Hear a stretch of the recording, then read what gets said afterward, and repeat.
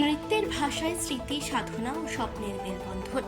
এই ভাবনাকে সঙ্গী করেই সরসন সপ্তর্ষি নৃত্য সংস্থা তাদের 10তম বার্ষিক নৃত্য অনুষ্ঠান অনুষ্ঠিত করল 27 ও 28 ডিসেম্বর বেহালা স্বরূপ সদন প্রেক্ষাগৃহে। চলতি বছরেই সংস্থাটি তাদের গৌরবময় শিক্ষাযাত্রার 20 বছরে পদার্পণ করল। এই দীর্ঘ পথ চলার নেপথ্যে রয়েছেন বিশিষ্ট নৃত্যশিল্পী ও গুরু শ্রী প্রশান্ত চ্যাটার্জি, যার অনন্য নৃত্য ভাবনা, শাস্ত্রীয় শৃঙ্খলা ও সৃজনশীল দৃষ্টিভঙ্গি বাংলা নৃত্য জগতে একটি স্বতন্ত্র ধারা সৃষ্টি করেছে। তার কাছে নৃত্য কেবল মঞ্চের শিল্প নয়, বরং চরিত্র নির্মাণ, সংবেদনশীলতা ও শৈল্পিক বোধ জাগ্রত করার সাধন পথ।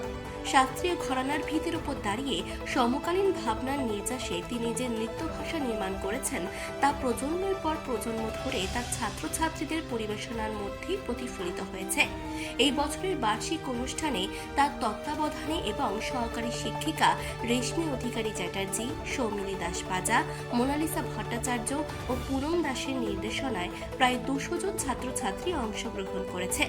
নৃত্য উৎসবে ভারতনাট্যম, সৃজনশীল নৃত্য, আধুনিক লোকনৃত্য ও বলিউড ঘরানার বৈচিত্র্যময় পরিবেশনা দর্শকদের নিয়ে যায় নানা অনুভবের জগতে। অনুষ্ঠানের বিশেষ আকর্ষণ হিসেবে ছিল জাতীয় পুরস্কারপ্রাপ্ত মূকাভিনয় শিল্পী শ্রী দিলীপ ভট্টাচার্যের গভীর ভাবসম্পন্ন বিশেষ পরিবেশনা এবং বিশিষ্ট কত্থক নৃত্যশিল্পী শ্রীমতী ময়ূরী ব্যানার্জির মনোমুগ্ধকর উপস্থাপনা, যা উৎসবকে আরও সমৃদ্ধ করেছে। উল্লেখযোগ্যভাবে প্রশান্ত চ্যাটার্জির তত্ত্বাবধানে গড়ে ওঠা বহু প্রজন্মের ছাত্রছাত্রী আজ রাজ্য ও জাতীয় স্তরে নৃত্য জগতে প্রতিষ্ঠিত এবং সুনামও অর্জন করেছেন।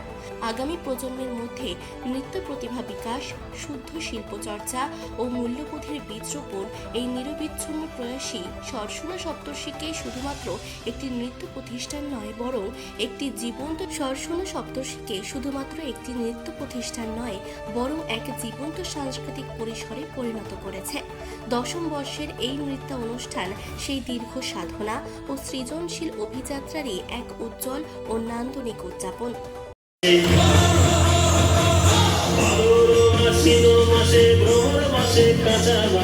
সপ্তর্ষি নৃত্য সংস্থার অনুষ্ঠান 20 বছরের উদযাপন হচ্ছে। এখানে একসাথে নাচ করছে 185 জন, আর সবই আমার স্টুডেন্ট এবং আমার সাথে বিশেষ করে আমার টিচাররা ভীষণভাবে পরিশ্রম করে এই অনুষ্ঠানটা আজকে দাঁড় করিয়েছে। আমার সাথে আমার সৌমিলি, রেশমি, পুনম, মোনালিসা, ভাস্বতী, এরা সবাই আমার সাথে সবসময় জড়িয়ে রয়েছে।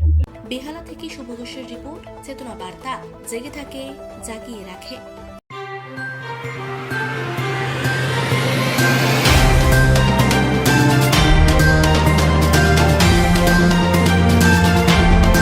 চেতনা বার্তা, জেগে থাকে, জাগিয়ে রাখে।